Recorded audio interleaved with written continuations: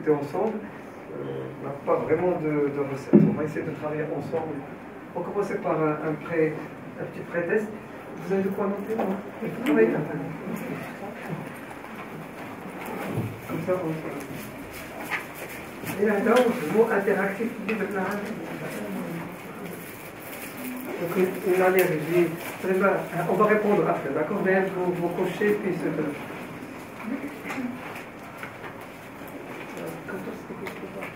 Une allergie aux protéines de vache dans sa forme IgE peut se manifester par un angioedème, une anaphylaxie sévère, une urticaire prolongée, un CEPA, une diarrhée. Donc A, B, C, D, E.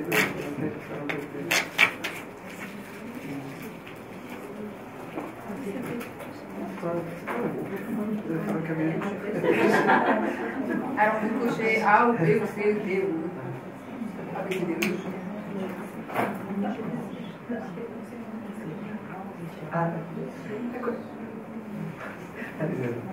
La suivante. Alors, dans l'allergie aux protéines des vaches, je me dis un test de provocation est toujours nécessaire. Un test de provocation est fait en cas de doute diagnostique. La spécificité des IgE spécifiques est supérieure à celle des prétextes. Il y a une corrélation entre le niveau des IgE et la sévérité. La sensibilité des IgE spécifiques est faible. La sensibilité, c'est faux positif. C'est bon, je peux passer maintenant. La suivante, s'il vous plaît.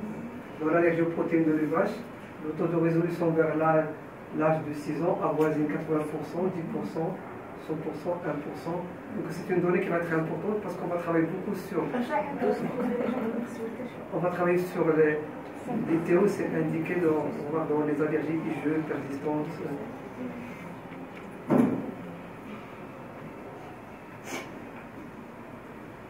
C'est bon? La suivante, s'il vous plaît.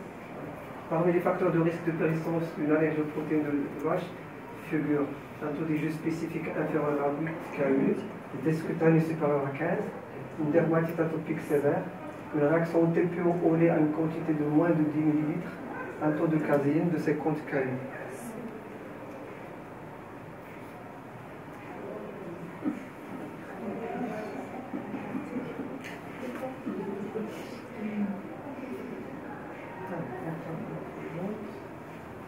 L'immunothérapie dans l'allergie aux protéines de vache peut être proposée dans les formes non IgE dès l'âge de 4 ans selon les recommandations européennes, à n'importe quel âge, en cas d'immunophagite avec xénophile active, en cas d'anaphylaxie sévère.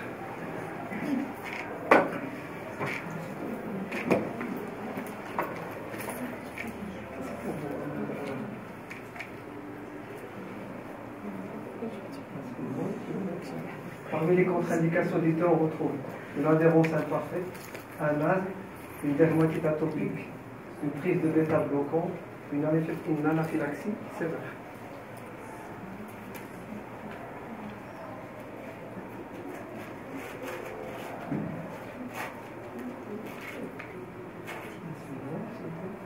Le site d'organisation du index en tolérance, c'est un centre spécialisé d'allergologie, n'importe quel cabinet de pédiatrie, un cabinet proche d'un centre hospitalier universitaire, un cabinet de pédiatrie libérale équipé avec du personnel capable de gérer des anaphylaxies sévères, n'importe quel cabinet d'allergologie. La suivante.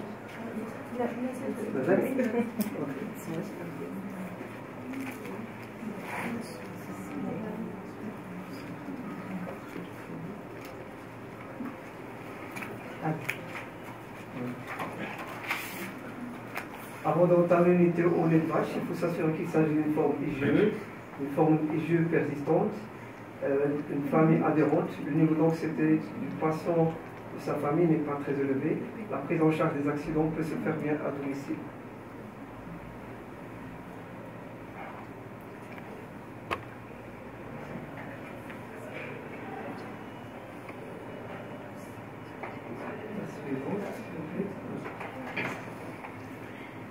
L'immunothérapie allergique par voie orale, l'obtention de la tolérance, la désensibilisation, mettre l'enfant à l'abri de réactions sévères lors d'une ingestion accidentelle, améliorer la qualité de vie, éviter la transformation d'une forme non IgE.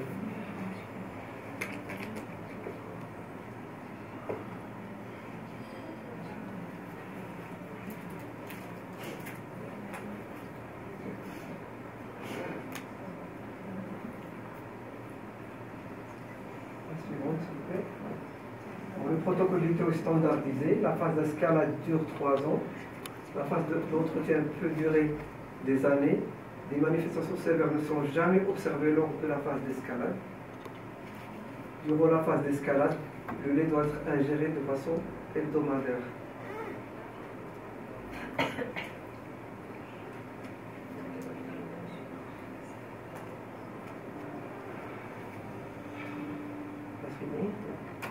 Bon, la dose cible de lait de vache à consommer lors du LITEO est 50, 20, 10, 30, 200 ml.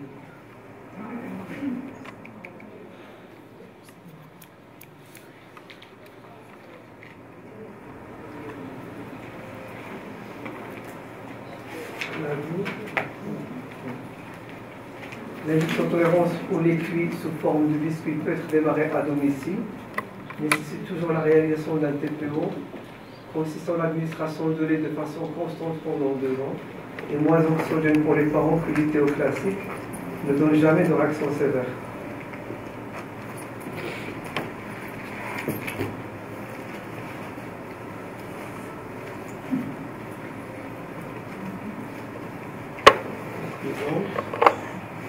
Dans l'ITO, le lait cuit est proposé dans les formes sévères. Le lait cru est proposé dans toutes les formes. L'effet matrice favorise la tolérance. L'effet matrice favorise la tolérance. Le lait très cuit n'entraîne jamais d'accident. Le lait en nature est proposé dans la phase initiale.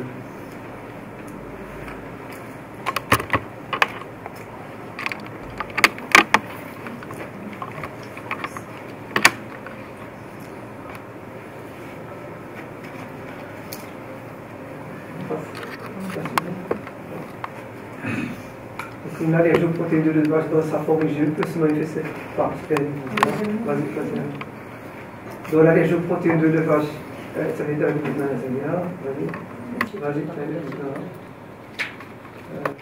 l'immunothérapie dans... C'est la question.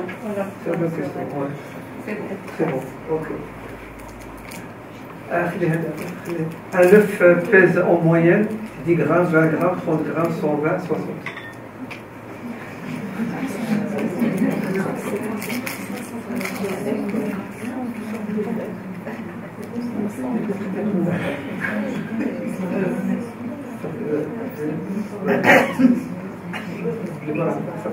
C'est pas ça. La teneur de 10 grammes de beurre et de 0,07 de protéines, 40 ml de lait de vache, 60 ml de lait de vache, 100 ml de lait de vache, 2,1 ml.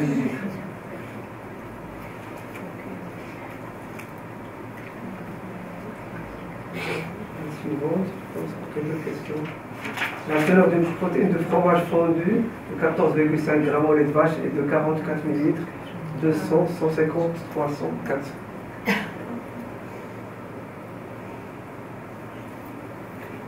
Parmi les produits suivants, quels sont ceux qui contiennent de l'œuf cuit? Mayonnaise, tiramisu, madeleine contenant de l'œuf, omelette vacheuse, croissant.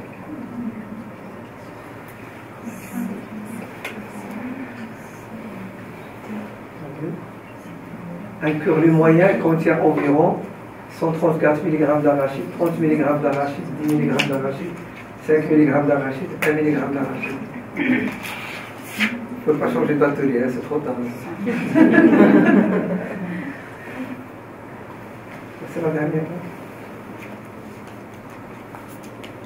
Un lait cru peut être frais, pasteurisé, puis acheté dans un biscuit contenant du lait de vache dans une glace. Voilà.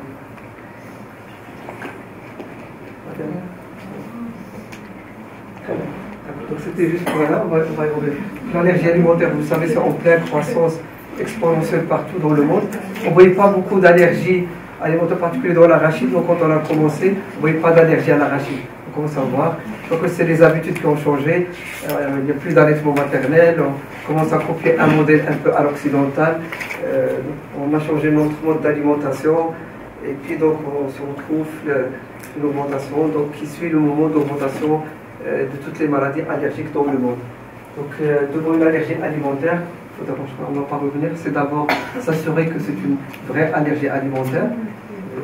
on voit encore on reçoit encore dans les consultations, il y a le bouton qui apparaît après l'ingestion de bonbons, faites des tests cutanés. Ça, c'est du n'importe quoi, c'est pas de l'allergologie.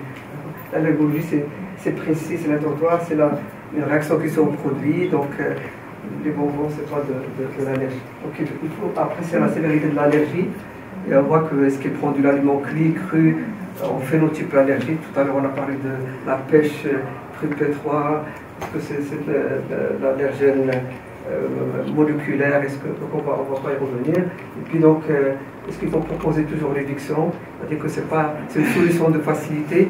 On voit beaucoup dans les consultations des malades qui viennent avec des évictions de régime imposé, vraiment qui aboutissent à de la dénutrition chez l'enfant. J'ai vu il y a 3 semaines des dermatos qui a privé l'enfant de tout. Je dis, prenez tout, je leur envoie une semaine, prends tout. Donc, l'éducation thérapeutique elle est fondamentale, et puis la trousse d'urgence, et puis l'accompagnement. Vous allez refaire dans beaucoup de demandes des parents remplir un PAI, parce que l'école elle doit être également protégée, parce que ça devient du médico-légal. On doit remplir le panier qui doit être bien scellé, il doit ramener la nourriture. Là, c'est du stress un peu. On va en parler demain. Quand vous dites l'éviction, c'est un mot qui est facile, mais en fait, on cause beaucoup d'ennuis pour les parents. Et puis donc l'accompagnement, et puis donc l'induction de tolérance, qui a complètement changé la vie de ces enfants, pour lesquels rien n'était proposé il y a quelques années, juste ne prends pas ça, ne fais pas ça. On essaie d'éviter un petit peu ces évitements en matière d'allergie alimentaire. On transforme énormément la vie de l'enfant. La suivante, s'il te plaît. Vous voyez que l'ITO, c'est une alternative thérapeutique qui a complètement changé la prise en charge. La suivante, donc, dans les manifestations cliniques, ça peut être vicieux, donc c'est rapide dans les 2 heures au œdème, l'anaphylaxie, on va pas revenir. Et puis il y a une manifestation retardée, donc ça peut être le CEPA, je ne sais pas si vous le connaissez, 4 heures après, les vomissements, diarrhée, c'est un tableau de pâleur, léthargie. Parfois c'est des problèmes de diagnostic différentiel avec l'invagination, la méningite. Donc le traitement, ça repose sur le remplissage en endostéron. Puis il faut éliminer tout ce qui est inconstant, donc les auto-alcoolites. Et puis donc on va insister sur les formes IgE. C'est là où on travaille beaucoup avec l'induction de tolérance. La suivante, on va commencer par un calcul. Ça c'est le diagnostic différentiel, la réaction toxique, manger du poisson qui n'est pas frais, on n'est pas dans l'allergie, manger du FoodMap, c'est l'équivalent, vous le connaissez, c'est l'équivalent de, ouais, c'est la tolérance, ou c'est oligosaccharides, voilà, disaccharides, donc c'est, on prend une pomme, ça gonfle un peu, c'est l'équivalent un peu de l'intolérance au lactose, mais pour les fruits. Donc les SAMA, on ne va pas en discuter, donc ça, tout ça c'est des diagnostics différentiels. L'allergie c'est IgE, non IgE, on ne va pas insister énormément. La suivante, on trouve le cas clinique. Voilà, donc c'est aucun conflit d'intérêt. Voilà, donc on reçoit, avec très intérêt. Vas-y. Donc Mélim, elle a 4 mois, il suit pour un asthme, il est sous fluticasone, pour légère dermatite atopique. Il grandit, grossit normalement, la maman veut reprendre du travail.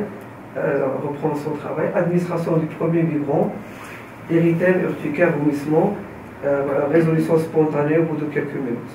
La suivante, alors devant ce tableau, alors vous évoquez une allergie aux protéines de lait de vache, type IgE, une allergie de non-IgE, un CEPA, un reflux, une intolérance au lactose. Là, je vois le cas clinique.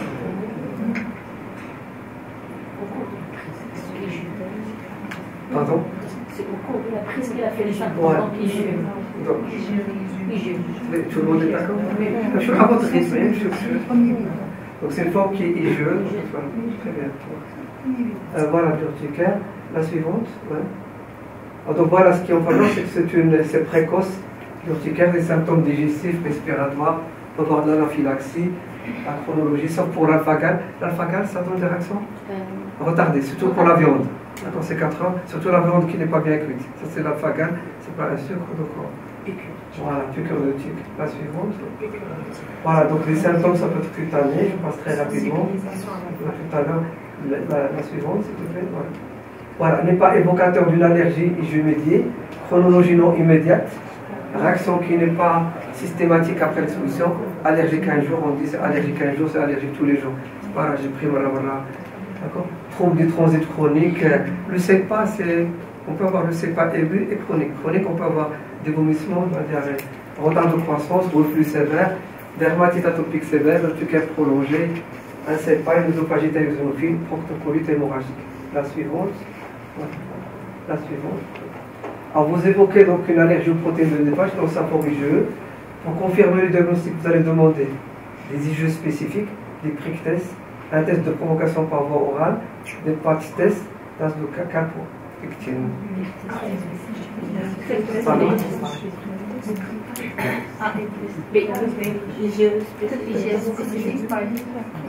Les deux, les IgE et les prick. On commence par les prick d'abord. Je mets, ils ont une grande sensibilité, d'accord? La sensibilité, elle est bonne pour les deux. Alors, qu'est-ce qui fait différer les tests? Les IgE, c'est la spécificité. Avec les IgE spécifiques, on peut avoir des faux positifs. Mais sur la sensibilité, c'est quelque chose. Alors, est-ce qu'on va faire un test de provocation? Non. L'histoire, elle est fictive, donc on va pas. Test de provocation, on va parler tout à l'heure. C'est beaucoup de négatif, voilà. on a une histoire qui est. Voilà, là, on ne va pas faire. Ah oui, que là, on ne demande pas de caséine. L'histoire n'est pas. Je ne demande pas de caséine, c'est suffisant hein, pour la suivante, pour l'évolution. Voilà, test de provocation, il est fait en cas de doute. Voilà, allergie moléculaire, si je veux faire un geste, si je veux faire le profil, on va voir comment on les demande. La suivante. Voilà, donc si j'ai un doute, là, si j'ai une histoire clinique qui est évocatrice et les tests négatifs, là, je fais un test de provocation. Et là, ce n'est pas la peine. D'accord, on est pour des choses simples pour le. Donc alors les seuils déclenchants, pourquoi je me suis là que les symptômes sont systématiques après l'exposition, les seuils déclenchants et l'intensité sont variables, et toujours des cofacteurs, on va parler dans l'immunothérapie, puis le type d'exposition, il est important de préciser l'oral, contact, inhalation. Alors, on va l'utiliser tout à l'heure dans l'induction tolérance, ED05, c'est la dose qui déclenche les réactions chez 5% de la population. Là, c'est 1 mg. 1 mg, c'est combien de litres? C'est 0,03. Voilà. 1 mg, c'est 0,03. 200 ml, c'est égal. 100 ml, c'est. On va remettre. Alors, test cutané, donc on a des grandes sensibilités. Spécificité élevée pour les deux. Les spécifiques, ils ont une grande sensibilité, mais la spécificité, elle est moyenne. Donc, on peut avoir des faux positifs. Le TPO, donc il montre la réactivité clinique, mais pas le mécanisme. Est-ce que c'est IgE, est-ce que c'est pas IgE? On le fait, c'est pour prouver la suivante. Voilà, donc là, on a un taux de caséine qui est supérieur à 8. À 8, la caséine, c'est un témoin de tolérance à le lait cuit. Voilà. Donc, si supérieur à 8, pas de TP au lait cru. Donc, il y a des études qui ont montré que s'il y a les allergènes moléculaires, ils sont un taux, on peut ne pas faire un TPO. Il y a beaucoup de corrélations. On va les voir tout à l'heure. La suivante, on revient au cas clinique. Alors, le bilan allergologique de millième pratiqué à l'âge de 5 mois a montré des jus spécifiques au lait de vache à 10 KU, des prick tests positifs à 6 et un taux de caséine à 0,94. Alors, devant ce bilan, vous retenez le diagnostic d'allergie aux protéines IgE dépendant. Vous demandez des tests cutanés pour d'autres aliments. Vous demandez à la maman de retarder la diversification alimentaire. Vous demandez à la maman de faire un TP aux aliments avant de les introduire. Vous demandez des IgE spécifiques aux autres 3 voies allergènes. C'est juste qu'on va retenir le diagnostic. IgE dépendant. Très bien, d'accord, très bien. Allez. Alors vous proposez pour le bébé pour qui l'allaitement maternel est impossible, un hydrolysa partiel de lait de vache, un hydrolysa extensif, formule à base d'acide aminé, lait de chèvre, hydrolysa extensif de lactosérum.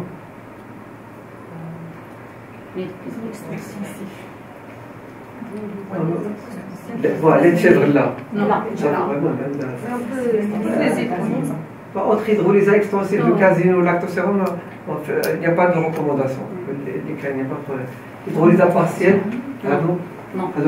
Ça ne sert à rien. Ils ont été pas commercialisés à un certain moment. Mais la même chose.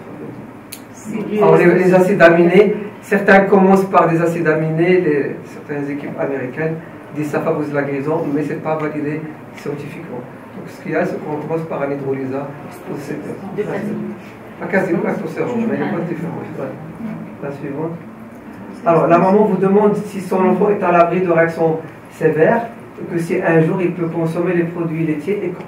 Votre réponse va consister à dire que la forme de myélome est une forme qui va persister jusqu'à l'âge adulte. C'est une forme sévère. Les indicateurs sont a priori issus d'une forme qui peut disparaître. Que vous n'avez pas d'élément de réponse. Faites semblant de ne pas avoir écouté la question. On revient, le profil,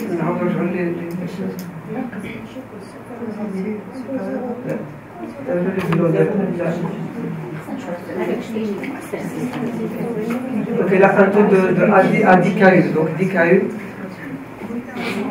Bon, ça va DKU, c'est prick test à 6. Ça va, d'accord. Taux de caséine à 0,94. Ça va. Donc a priori, c'est pas très élevé. D'accord, ok, très bien. Donc après, vous dites que vous êtes optimiste, c'est ça? Donc généralement, après un an, il va régresser généralement. Les allergies au lait de vache, généralement, ils régressent après. Ben, ça dépend du profil, mais une grande partie régresse avec eux. Ouais. Donc ça va être C. Ouais, ça va être C, qui peut disparaître. Ouais. La suivante. Ah, voilà, donc c'est pour les indicateurs de persistance. Quand on a un taux du jeu qui est supérieur à 10 KU, des prick tests au-delà de 10, quand on a une dermatite atopique sévère, parce que qu'est-ce qu'il avait? Il avait une petite dermatite qui était mineure. Voilà, donc ça c'est pas le. Voilà. Ah, voilà, donc quand on a les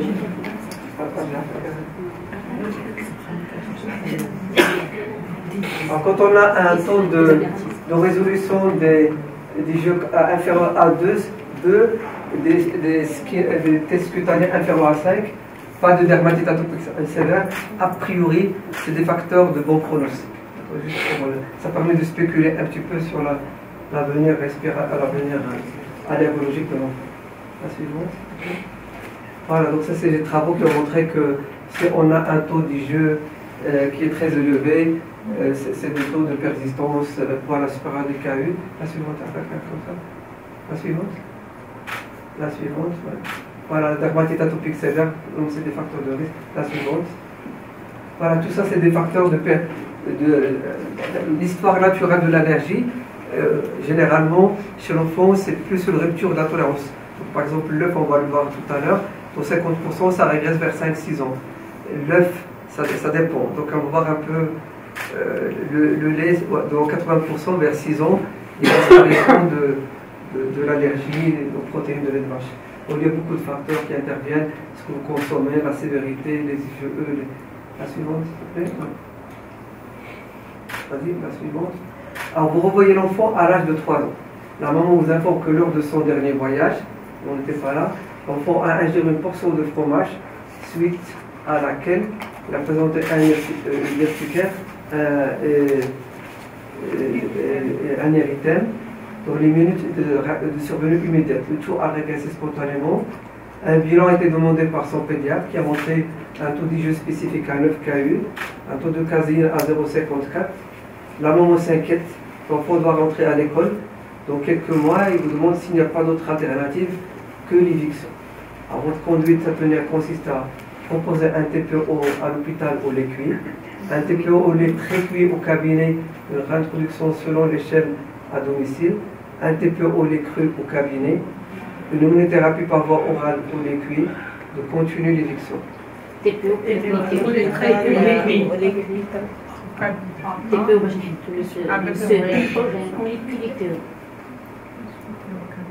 Parce qu'il a un taux bas de caséine et la réaction n'était pas possible. Il a déjà 3 ans. Ou un dame, le taux de caséine 0,5. Donc, le lait rendu le lait cru. Le lait cuit. نديرو التي بي او باش نحددو لا دوز رياكتوجين باش نبداو نديرو l'immunothérapie. كاين ان انديكاسيون بليتي chez elle. D'accord. Parce que cela 3 ans باقي. Donc pour toi ça t'inquiète, donc tu vas commencer par le liquide. حيت quand même le taux de caséine positif. Ouais, c'est pas très élevé. Mais positif. Ouais. Est-ce qu'elle Là, on peut démarrer directement l'immunothérapie par voie orale ou liquide. La dose réactogène. Est-ce qu'on ne pourra pas démarrer directement l'immunothérapie par voie orale? La dose réactogène. Ouais, je vous écoute, mais j'interviens pas beaucoup. Ouais. Donc vous voulez démarrer l'immunothérapie par... Directement. Vous êtes courageuse. Parce que la réaction n'était pas trop sévère. Ah. Et le taux de caséine, il est bas. Ouais. Avec de l'aiguille. Ouais. Oui, je suis courageuse parce que j'ai déjà donné un enfant d'arabe qui fait de la dermatite atopique au cabinet. Est-ce qu'il y a d'autres questions? Est-ce qu'on va démarrer une immunothérapie? Est-ce qu'on va continuer une injection? Non, l'immunothérapie. On va. Très bien. 3 ans, pour le mettre à l'abri des accidents graves. Tu fais la suivante? Alors, TPO. Alors, vous allez faire un TPO, comment vous allez faire? Du liquide. Un TPO comment? Donc on fait un TPO. On va revenir à votre. Oui.